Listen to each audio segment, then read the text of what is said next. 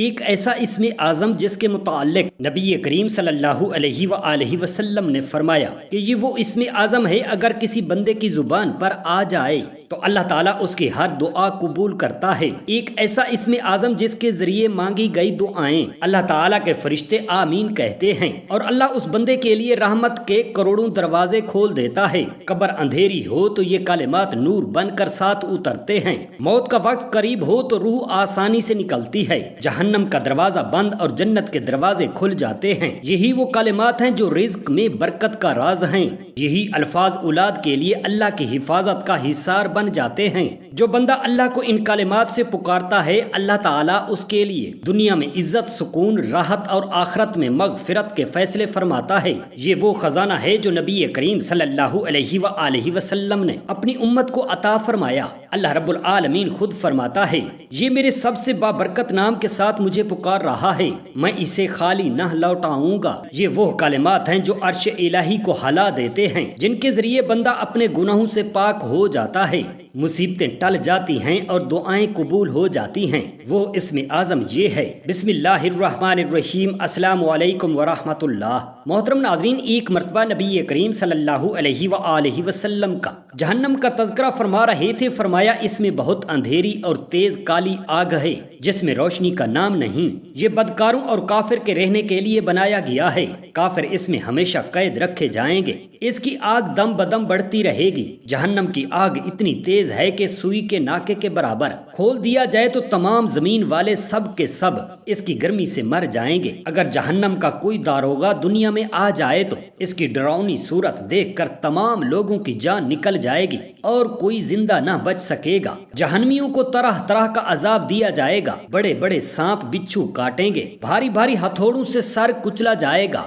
بھوک پیاس بہت لگے گی، تیل جیسا کھولتا ہوا پانی اور پیپ پینے کو ملے گی، اور کانٹے دار زہریلا پھل کھانے کو ملے گا۔ جب اس پھل کو کھایا جائے گا تو یہ گلے میں رک جائے گا، اس کے اتارنے کو پانی مانگیں گے، وہی کھولتا ہوا پانی دیا جائے گا، اس کے پینے سے آنتوں کے ٹکڑے ٹکڑے ہو کر بہہ جائیں گے۔ پیاس اس بلا کی ہوگی کہ اسی پانی پر پیاس کے مارے اونٹ کی طرح گر پڑیں گے۔ کفار جب عذاب سے عاجز آ کر موت کی تمنا کریں گے اور موت بھی نہ آئے گی تو آپس میں مشورہ کر کے جہنم کے داروغہ حضرت مالک علیہ السلام کو پکار کر کہیں گے، اب اپنے رب سے ہمارا قصہ تمام کرا دو۔ حضرت مالک علیہ السلام 1000 برس تک جواب نہ دیں گے۔ 1000 برس کے بعد کہیں گے، مجھ سے کیا کہتے ہو؟ اس سے کہو جس کی تم نے نافرمانی کی ہے۔ تب پھر 1000 برس تک اللہ تعالیٰ کو اس کے رحمت کے ناموں سے پکاریں گے، وہ 1000 برس تک جواب نہ دے گا۔ اس کے بعد فرمائے گا، دور ہو، جہنم میں پڑے رہو، اب تم مجھ سے کیا بات کرتے ہو؟ اس وقت کفار ہر قسم کی خیر سے نا امید ہو جائیں گے اور گدھے کی آواز کی طرح چلا کر روئیں گے۔ پہلے آنسو نکلے گا، جب آنسو ختم ہو جائیں گے تو خون روئیں گے، روتے روتے گالوں میں خندقوں کی طرح گڑھے پڑ جائیں گے۔ رونے کا خون اور پیپ اتنا ہوگا کہ اس میں کشتیاں ڈالی جائیں تو چلنے لگ جائیں گی۔ جہنمیوں کی شکل ایسی بری ہوگی کہ اگر کوئی جہنمی دنیا میں اس صورت میں لایا جائے تو تمام لوگ اس کی بدصورتی اور بدبو کی وجہ سے مر جائیں گے۔ آخر میں کافروں کے لیے یہ ہوگا کہ ہر کافر کو اس کے قد کے برابر ایک صندوق میں بند کر دیں گے، پھر آگ بھڑکائیں گے اور آگ کا ہی کفل لگائیں گے، پھر یہ صندوق آگ کے دوسرے صندوق میں رکھا جائے گا اور ان دونوں کے بیچ میں آگ جلائی جائے گی اور اس میں بھی کفل لگا دیا جائے گا، پھر اسی طرح اس صندوق کو ایک اور صندوق میں رکھ کر آگ کا بڑا کفل لگا کر آگ میں ڈال دیا جائے گا۔ تو اب ہر کافر یہ سمجھے گا کہ اس کے سوا اب کوئی آگ میں نہ رہا اور یہ عذاب بالائے عذاب ہے اور اب ہمیشہ اس کے لیے عذاب ہی رہے گا جو کبھی ختم نہ ہوگا۔ جب سب جنتی جنت میں پہنچ جائیں گے اور جہنمی جہنم میں، صرف وہی لوگ رہیں گے جنہیں ہمیشہ وہاں رہنا ہے۔ اس وقت جنت اور دوزخ کے بیچ میں موت مینڈے کی شکل میں لا کر کھڑی کر دی جائے گی، پھر ایک پکارنے والا جنت والوں کو پکارے گا، وہ ڈرتے ہوئے جھانکیں گے کہ ایسا نہ ہو یہاں سے نکلنے کا حکم ہو جائے، پھر جہنمیوں کو پکارا جائے گا، وہ خوش ہو کر جھانکیں گے کہ شاید اس مصیبت سے چھٹکارے کا حکم ہو، پھر ان سے پوچھا جائے گا کہ اسے پہچانتے ہو؟ جنتی اور دوزخی سب کہیں گے ہاں، یہ موت ہے، پھر وہ ذبح کر دی جائے گی، پھر پکارنے والا کہے گا اے جنت والو ہمیشگی ہے اب مرنا نہیں، پھر دوبارہ آواز کرے گا اے دوزخیو ہمیشگی ہے اب مرنا نہیں۔ اس وقت جنتیوں کی خوشی پر خوشی ہوگی اور جہنمیوں کو غم کے اوپر غم۔ اللہ تعالیٰ اور اس کے رسول صلی اللہ علیہ وسلم کے بعد انسان پر جن کے سب سے زیادہ احسانات ہیں وہ اس کے والدین ہیں۔ ان کے احسانات کا تقاضا یہ ہے کہ نہ تو انہیں دنیا میں کسی قسم کی تکلیف کا شکار ہونے دیا جائے اور نہ آخرت میں۔ اخروی لحاظ سے ان کی خدمت کا طریقہ یہ ہے کہ ان پر باقی رہ جانے والی نمازوں، روزوں، بدنی عبادات کا کفارہ ادا کیا جائے، اور جن عبادات کو خود ان کی طرف سے ادا کیا جا سکتا ہو مثلا حج و عمرہ انہیں ان کی جانب سے ادا کرنے کی کوشش کی جائے۔ یہی والدین سے محبت کا تقاضا بھی ہے۔ چنانچہ جہاں والدین قبر میں گئے انہیں بھول بھال کر دنیاوی مشاغل میں مصروف ہو جایا جاتا ہے، لیکن اپنے والدین کا ان کی خاطر تکلیفیں اٹھانا ہمیشہ یاد رکھا جاتا ہے۔ صحابہ کرام اور صحابیات رضی اللہ تعالی عنہما یہی وجہ تھی کہ وہ اپنے مرحوم والدین کی اسی طرح فکر رکھا کرتے تھے جیسا کہ ان کی زندگی میں خیال رکھا جاتا ہے۔ مذکورہ صحابیہ کا پیارے آقا کریم صلی اللہ علیہ وسلم کی خدمت میں سوال کرنا اس مقصد کے تحت تھا۔ کاش ہماری بھی یہی سوچ بن جائے اور بغیر دیر کیے ہم بھی اپنے والدین کے اخروی امور کے بارے میں فکر مند ہونے کا شرف حاصل کریں۔ حضرت ابو ہریرہ اور حضرت زید ابن خالد رضی اللہ تعالی عنہم کہتے ہیں ایک دن رسول کریم صلی اللہ علیہ وآلہ وسلم کی خدمت میں دو شخص اپنا فیصلہ لے کر آئے۔ ان میں سے ایک شخص نے کہا کہ ہمارے درمیان کتاب اللہ کے یعنی قرآن پاک کے موافق حکم کیجیے۔ دوسرے شخص نے بھی عرض کیا کہ ہاں یا رسول اللہ صلی اللہ علیہ وسلم، ہمارے درمیان کتاب اللہ کے موافق فیصلہ کیجیے اور مجھے اجازت دیجیے کہ میں بیان کروں کہ فیصلہ کی صورت کیا ہے۔ آپ صلی اللہ علیہ وسلم نے فرمایا بیان کیجیے۔ اس شخص نے بیان کیا کہ میرا بیٹا اس شخص کے ہاں مزدور تھا، اس نے اس کی بیوی سے زنا کیا۔ لوگوں نے مجھ سے کہا کہ تمہارے بیٹے کی سزا سنگساری ہے، لیکن میں نے اس کو سنگسار کرنے کے بدلے میں 100 بکریاں اور ایک لونڈی دے دی۔ پھر جب میں نے اس بارے میں علماء سے دریافت کیا تو انہوں نے کہا کہ تمہارا بیٹا چونکہ شادی شدہ نہیں ہے اس لیے اس کو سزا 100 کوڑے ہیں اور 1 صلاح کی جلا وطنی ہے، اور اس شخص کی عورت کی سزا سنگساری ہے کیونکہ وہ عورت شادی شدہ تھی۔ رسول کریم صلی اللہ علیہ وسلم نے یہ قصہ سن کر فرمایا قسم ہے اس ذات پاک کی جس کے قبضہ قدرت میں میری جان ہے، میں تمہارے درمیان کتاب اللہ ہی کے موافق فیصلہ کروں گا۔ تمہاری 100 بکریاں اور تمہاری لونڈی تمہیں واپس مل جائے گی، اور اگر خود ملزم کے اقرار یا 4 گواہوں کی شہادت سے زنا کا جرم ثابت ہے تو تمہارے بیٹے کو 100 کوڑوں کی سزا دی جائے گی اور 1 سال کے لیے جلا وطن کر دیا جائے گا۔ پھر آپ صلی اللہ علیہ وسلم نے حضرت انیس کو فرمایا کہ تم اس شخص کی عورت کے پاس جاؤ، اگر وہ عورت زنا کا اقرار کر لے تو اس عورت کو سنگسار کر دو۔ چنانچہ اس عورت نے زنا کا اقرار کر لیا اور حضرت انیس نے اس کو سنگسار کر دیا۔ بحوالہ بخاری و مسلم۔ جب اللہ تعالیٰ نے حضرت موسیٰ علیہ السلام کو تورات شریف عطا فرمائی تو آپ علیہ السلام نے اللہ تعالیٰ سے عرض کی کہ آپ علیہ السلام کو کوئی ایسی دعا سکھائے کہ جس کے ساتھ آپ علیہ السلام دعا مانگا کریں، تو اللہ تعالیٰ نے آپ علیہ السلام کو حکم دیا کہ لا الہ الا اللہ کے ساتھ دعا مانگا کریں۔ تو آپ علیہ السلام نے عرض کی کہ تیرے تمام بندے اسی کلمے کے ساتھ دعا مانگتے ہیں، میرا ارادہ یہ ہے کہ تو میرے لیے ایسی دعا مخصوص فرما کہ جس کے ساتھ میں تجھ سے دعا مانگا کروں۔ تب اللہ تعالیٰ نے فرمایا اے موسیٰ، اگر تمام آسمانوں کی تمام مخلوق اور سمندر اور جو کچھ ان میں ہے سب ایک پلڑے میں رکھ دیا جائے اور لا الہ الا اللہ ایک پلڑے میں رکھا جائے تو لا الہ الا اللہ کا وزن زیادہ ہوگا۔ نبی پاک صاحب الاولاق صلی اللہ علیہ وسلم نے فرمایا کہ ایک مرتبہ حضرت جبرائیل علیہ السلام میری اونٹنی کی مہار پکڑ کر چلے، تو جب اونٹنی ہموار زمین پر پہنچی تو آپ میری طرف متوجہ ہوئے اور کہا آپ صلی اللہ علیہ وسلم کو خوشخبری ہو اور اپنی امت کو بھی یہ خوشخبری سنا دیجیے کہ جس آدمی نے یہ کہا کہ اللہ تعالیٰ کے سوا کوئی معبود نہیں، وہ یکتا ہے، اس کا کوئی شریک نہیں، وہ آدمی جنت میں داخل ہوگا۔ تو یہ سن کر میں مسکرا پڑا اور اپنے رب تعالیٰ کی بڑائی بیان کی۔ پھر آپ علیہ السلام ایک قدم چلے اور میری طرف متوجہ ہوئے اور کہا آپ صلی اللہ علیہ وسلم کو خوشخبری ہو اور اپنی امت کو یہ خوشخبری سنا دیجیے کہ جس آدمی نے یہ کہا کہ اللہ تعالیٰ کے سوا کوئی معبود نہیں، وہ یکتا ہے، اس کا کوئی شریک نہیں، وہ آدمی جنت میں داخل ہوگا اور اللہ تعالیٰ نے اس پر دوزخ حرام فرما دی۔ تو یہ سن کر میں مسکرا پڑا اور اپنے رب تعالیٰ کی بڑائی بیان کی، اور اس وجہ سے میں اپنی امت کے لیے مسرور ہوا۔ جس آدمی کو اس حال میں موت آئی کہ وہ جانتا ہو کہ اللہ تعالیٰ کے سوا کوئی معبود نہیں، وہ جنت میں داخل ضرور ہوگا۔ قیامت کی بہت سی نشانیاں حضور اکرم صلی اللہ علیہ وآلہ وسلم بیان فرما چکے ہیں، جو سینکڑوں کی تعداد میں ہیں، اور حدیثوں میں ان کا مفصل ذکر ہے، جن میں سے بہت سی نشانیاں ظاہر بھی ہو چکی ہیں، اور جو باقی ہیں وہ بھی یقیناً ظاہر ہو کر رہیں گی۔ مثلاً دجال کا فتنہ، امام مہدی کا ظہور ہونا، حضرت عیسیٰ علیہ السلام کا آسمان سے اترنا، یاجوج ماجوج کا نکلنا، دابت الارض خروج، حضرت عیسیٰ علیہ السلام کی وفات کے کچھ دنوں کے بعد جب قیامت کے آنے میں صرف 40 برس رہ جائیں گے تو ایک خوشبودار ٹھنڈی ہوا چلے گی اور وہ لوگوں کی بغلوں کے نیچے سے گزرے گی۔ اس ہوا کے لگتے ہی تمام ایمان والوں کی وفات ہو جائے گی اور روئے زمین پر صرف کفار ہی کفار رہ جائیں گے، اور انہی اشرار پر قیامت قائم ہوگی۔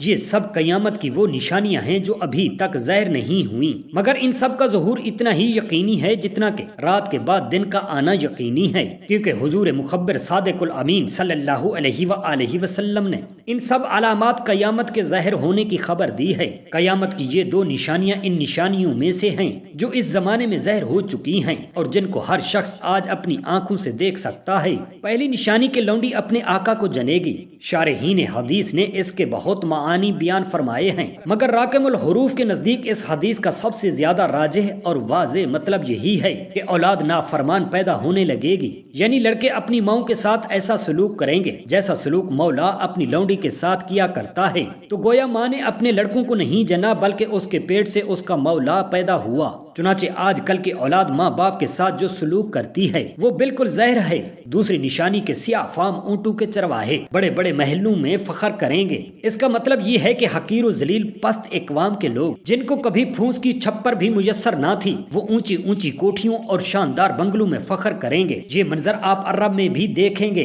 کہ کالے کالے تقرونی عرب بدوی جو اونٹوں کے چرواہے تھے، آج اپنی اپنی کوٹھیوں میں کسی ٹھاٹ باٹ کے ساتھ متکبرانہ زندگی بسر کرتے ہیں، اور اپنے ملک میں بھی چرواہے بلکہ ان سے بھی کہیں بدتر لوگ آج اپنے اپنے بنگلوں میں فرعون بنے بیٹھے ہیں۔ حضور اکرم صلی اللہ علیہ وآلہ وسلم سے ایک صحابی نے عرض کیا، یا رسول اللہ صلی اللہ تعالی علیہ وآلہ وسلم، قیامت کب آئے گی؟ تو حضور نے فرمایا کہ جب امانت ضائع کی جانے لگے تو تم قیامت کا انتظار کرنا۔ صحابی نے دریافت کیا کہ امانت سے کیا مراد ہے اور اس کی بربادی کیسے ہوگی؟ تو حضور نے ارشاد فرمایا کہ یعنی جب حکومت اور عہدے نااہلوں کے سپرد ہوں گے۔ حضرت ابو ہریرہ رضی اللہ تعالی عنہ سے روایت ہے کہ رسول اللہ صلی اللہ علیہ وسلم نے فرمایا، جو شخص صبح کے وقت مسجد کی طرف صرف اللہ کے ذکر کے لیے جائے تو ہر قدم کے بدلے اسے ایک حج کرنے کا ثواب ملتا ہے۔ حضرت انس بن مالک رضی اللہ تعالی عنہ سے روایت ہے، رسول اللہ صلی اللہ علیہ وسلم نے فرمایا، جس نے فجر کی نماز جماعت کے ساتھ پڑھی پھر وہ بیٹھا رہا اور اللہ کا ذکر کرتا رہا یہاں تک کہ سورج طلوع ہو گیا، پھر اس نے 2 رکعت نماز نفل پڑھی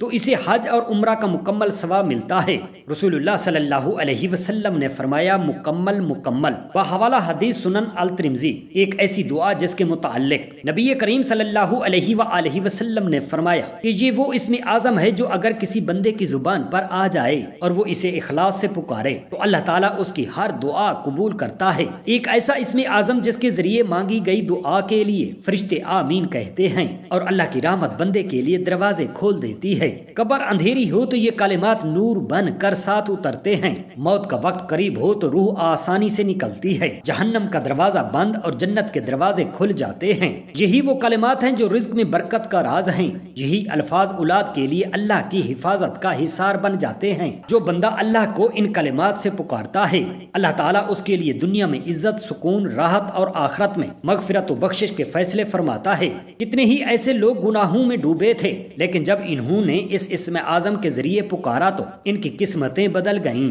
ان کی دعائیں قبول ہو گئیں، ان کے آنسو رحمت میں بدل گئے۔ یہ وہ خزانہ ہے جو نبی پاک صلی اللہ علیہ وآلہ وسلم نے اپنی امت کو عطا فرمایا، مگر آج ہم میں سے بہت سے لوگ اس سے بے خبر ہیں۔ آج ہم آپ کو وہ کلمات بتائیں گے، مگر تب جب آپ کی روح ان کے لیے تیار ہو، دل نرم ہو اور یقین مکمل ہو۔ حضرت عبداللہ بن بریدہ رضی اللہ تعالی عنہ اپنے والد سے روایت کرتے ہیں کہ نبی کریم صلی اللہ علیہ وآلہ وسلم نے ایک شخص کو یہ دعا کرتے ہوئے سنا۔ وہ اللہ کو اس طرح پکار رہا تھا، اللہم انی اسألک بانی اشہد انک انت اللہ لا الہ الا انت الاحد الصمد الذی لم یلد ولم یولد ولم یکن لہ کفوا احد۔ تو رسول اللہ صلی اللہ علیہ وآلہ وسلم نے فرمایا اس بندے نے اللہ سے اس کے اسم اعظم کے ذریعے مانگا ہے، وہ اسم اعظم جس کے ساتھ مانگی گئی دعا رد نہیں کی جاتی، اور جب بندہ اس نام سے اللہ کو پکارتا ہے تو آسمانوں کے سب فرشتے آمین کہتے ہیں اور اس کی مغفرت کے لیے دعائیں کرتے ہیں،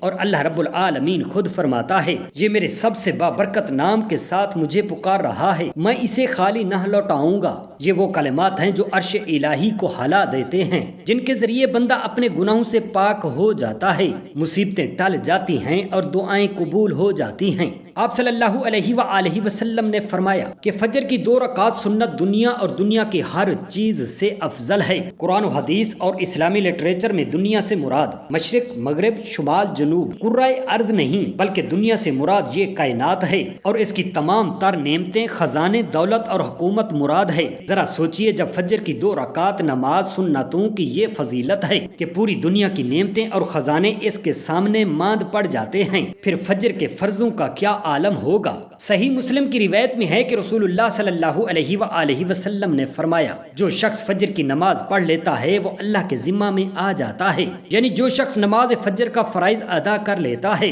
وہ اللہ پاک کی حفاظت میں آ جاتا ہے اور اسے کوئی بھی نقصان نہیں پہنچ سکتا۔ حدیث بخاری و مسلم کی ایک روایت میں ہے کہ جس نے 2 ٹھنڈے وقت کی نمازیں فجر اور عصر ادا کر لی وہ جنت میں داخل ہوگا، یعنی آپ صلی اللہ علیہ وآلہ وسلم نے فجر اور عصر ادا کرنے والے کو جنت کی بشارت سنائی۔ ایک اور روایت میں ہے کہ رسول اللہ صلی اللہ علیہ وآلہ وسلم نے فرمایا جو شخص عشاء کی نماز با جماعت ادا کرے گا اسے آدھی رات کے قیام کا ثواب ملے گا، جو عشاء و فجر کی نماز با جماعت ادا کرے گا اس کے لیے پوری رات کے قیام کا ثواب ہوگا۔ نماز فجر کی ادائیگی ہماری سستی غفلت اور کہلی کوتاہی انتہا کو پہنچی ہوتی ہے۔ کوئی بھی موسم ہو باقی نمازوں کے مقابلے میں فجر کی نمازوں میں بہت کم تعداد ہوتی ہے، یعنی یہی حال گھروں میں خواتین کا بھی ہے۔ فجر میں وہ اہتمام نہیں ہوتا جو باقیہ 4 نمازوں کی ادائیگی میں ہوتا ہے۔ موسم گرما میں راتیں چھوٹی ہونے کا بہانہ، موسم سرما میں صبح سردی کا بہانہ، لیکن ہمارا ہر بہانہ اور عذر نماز میں کوتاہی اور غفلت کے سلسلے میں اللہ کے ہاں ناقابل قبول ہوگا۔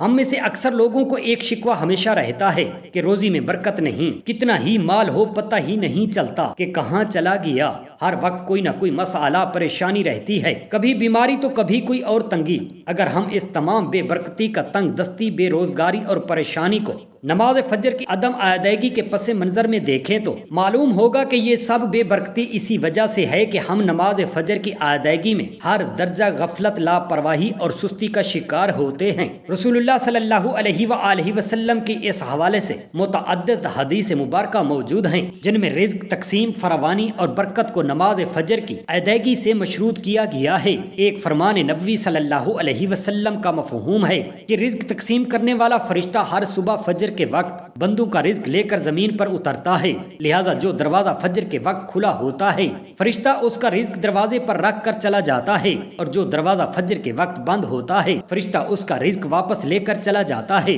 اس حدیث نبوی صلی اللہ علیہ وسلم میں فجر کے وقت دروازہ کھلے ہونے کا مطلب یہ ہے کہ جس گھر کے افراد صبح فجر کے وقت بیدار ہو کر نماز فجر ادا کرتے ہیں انہیں ان کا رزق عطا کر دیا جاتا ہے۔ دروازہ بند ہونے سے مراد یہ ہے کہ جس گھر کے رہنے والے صبح فجر کے وقت تک سوتے رہتے ہیں اور نماز فجر کے ادائیگی میں غفلت کوتاہی کرتے ہیں انہیں ان کے رزق سے محروم کر دیا جاتا ہے۔ اکثر لوگ اپنے گھروں میں خیر و برکت کے لیے قرآن خوانی کا اہتمام کرتے ہیں، اس سے تو انکار نہیں۔ قرآن کی نقش گھر میں اوضاع کرنے سے خیر و برکت کا ہونا نماز کے ادائیگی سے مشروط ہے، کیونکہ نماز دل کا سکون ہے، نماز روح کی تازگی ہے، نماز جنت کی کنجی ہے، نماز رزق کی فراوانی ہے، نماز قبر کی تنہائی کا ساتھی ہے، نماز اندھیری راتوں کا چراغ ہے۔ نماز پریشان دلوں کا سہارا ہے، نماز رب سے ملاقات کا ذریعہ ہے، نماز آنکھوں کی ٹھنڈک ہے، نماز گناہوں کی معافی کا وسیلہ ہے، نماز دلوں کی سختی کو نرم کرنے والی ہے، نماز برکتوں کا خزانہ ہے،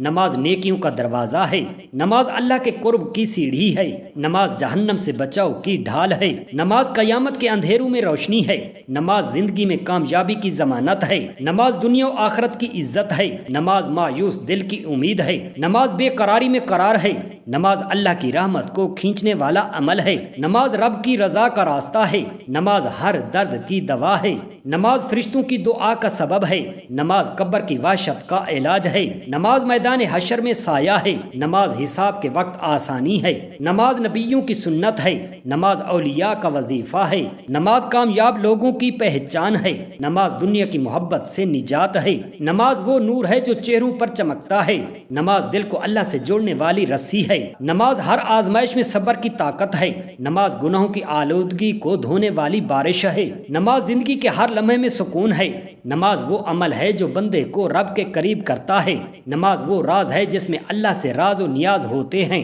نماز وہ چابی ہے جو بند دروازہ کھول دیتی ہے۔ اللہ تعالی ہم تمام مسلمان بہن بھائیوں کو برے کاموں سے بچائے، آمین یا رب العالمین۔ جزاک اللہ خیرا کثیرا۔